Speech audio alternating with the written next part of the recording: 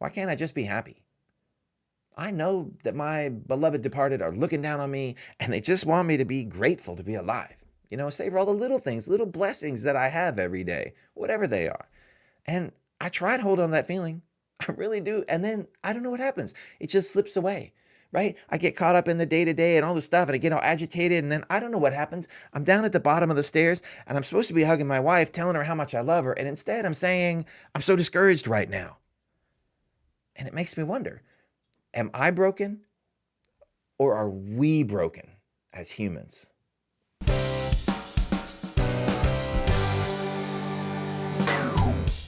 I do have an answer for you on the happiness question, and I want to get there kind of in a roundabout way, first by talking about food, because I am totally addicted to food. And it's not just food, if I'm being honest, it's really sugar. You know what I mean? Like you go out, you have a big meal, you got spaghetti or pasta, and it's kind of feeling really full, and you come home and you know that you couldn't possibly need anything else. And somehow I'm sitting there thinking about rainbow sherbet. What the heck?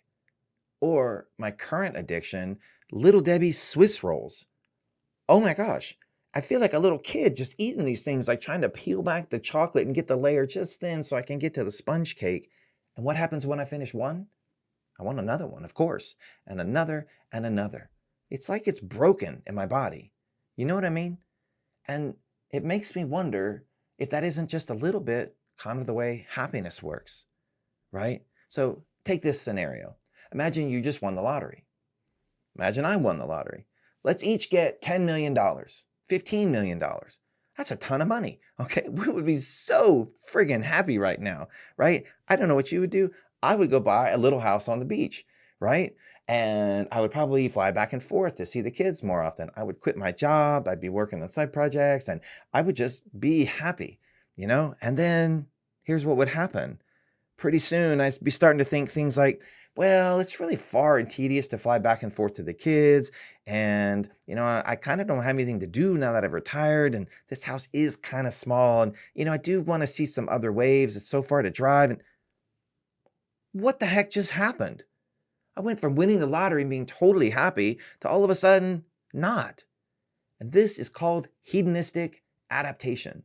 It's just the way humans work. It doesn't matter how good our situation or how bad our situation is, our bodies will regulate those feelings until we're used to it and bring us back to normal. Only normal is not happy. Normal is discontent and unhappy. And why do I know this? Because of the monks. The monks call this the truth of suffering. And they're not talking about losing our limbs and stuff. No, they're talking about this persistent, never-ending, very human feeling of wanting something else.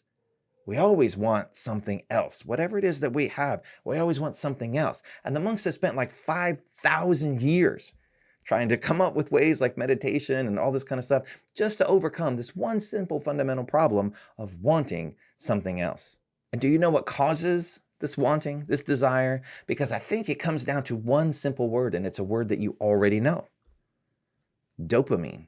We think of that as getting our dopamine hits when we go to Facebook or TikTok or Instagram or whatever. Well, dopamine hits is not actually a good thing, right? There's a little bit of pleasure associated with it all. And in reality, dopamine is a craving hormone.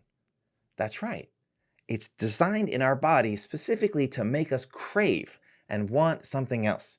It pushes us to want something that we don't have. And it's very persistent and it never gives up. Hence, truth of suffering as a persistent human state. And it gets worse because the truth of suffering is an individual problem, this dopamine craving and stuff like that, only it's not. Because what happens when you have hundreds or thousands or millions or hundreds of millions or billions of people who all are working together and kind of agitated in this persistent state of unhappiness, and they're pushing and they're pushing and they're pushing. At a society level, it leads to this like, I have to have, you can't have, zero-sum games, I'm taking, wars, nuclear weapons, proliferation, all this kind of stuff. And it builds up at a society level, pushing us to things that are a lose-lose situation that'll walk us right up to the brink of terrible, terrible disasters. And people have a name for this concept. It's so persistent and pervasive in society that they've given it a name. It's called Moloch, Molloch, right? And it's described as this almost like godlike entity that just seems to be persistent in pushing all of humanity right up to the brink. And I believe that it's all fundamentally driven by this one simple hormone, dopamine. Now we're going to take that same concept and apply it to something more modern, because we don't worry about nuclear weapons very much anymore, at least I don't. Let's apply it to AI. Yeah, AI. I know. Curtis is talking about AI again. Yeah, artificial intelligence. Sure, it didn't change the world overnight, nor the stocks up and down. Well, here's the thing. Every country and every company all over the world is spending billions, hundreds of billions, trillions of dollars to invest in AI. And they're not going to stop just because they didn't solve all these problems and change the world overnight.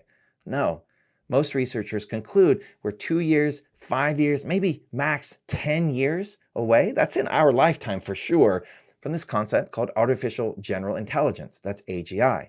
AGI is when AI is just as smart as you or me at almost everything. And here's the thing. Moloch is going to keep pushing all these companies and dopamine until they finally do get AGI, which is maybe fine. I don't know. Maybe that's great. Unfortunately, it won't stop there. It won't, because it keeps pushing. There's never enough. There's never a state where they will stop.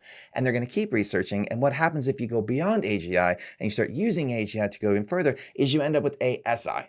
That's artificial superintelligence, when AI is basically smarter than all humans combined. And everybody across the board believes that's bad, because there's no end state where an ASI isn't bad for humans. And they can't help themselves. These companies are going to still push. They're going to do it anyway. And there's a very interesting side effect, that if they do this and they push and they develop artificial general intelligence and then superintelligence, and then the robots become the overlords and we all work for them or something, I'm not really sure. Let's just hope they're benevolent and they like humans. Well, here's an interesting, weird thing. The AI is going to solve the craving for sugar, right? I mean, why wouldn't they? Because all my cravings for sugar is making me fat. It's making me unhealthy, right? It's a very inefficient way to rule over humans. And then after they solve sugar, they're going to figure out how to solve dopamine, right? To tamp down on that. Why? Because dopamine makes us all unhappy, and we will just constantly rebel against the humans, against the robots, no matter what. You know, the robots may actually solve the source and the root fundamentals of what it is that's making me unhappy. Unfortunately, it comes with some really crappy side effects, like, I don't know, slavery for all humans. And I don't think that's the kind of happiness that they had in mind for me. So in the meantime, I think you and we're just going to have to deal with the truth of suffering. I think it's just a part of being human. And I'm going to have to go and find my own ways to be happy and stop looking for somebody to come and remove these cravings, because they're going to be there. And I don't know, maybe I'll just go play with Dottie. She's my little rescue puppy, and I didn't even want her, and I have absolutely just fallen in love with her. And when I go in the other room after making this video, she's going to climb up on my face like she has never seen me before, and I've been gone for weeks, and she's going to lick all over my face. And that will make me happy.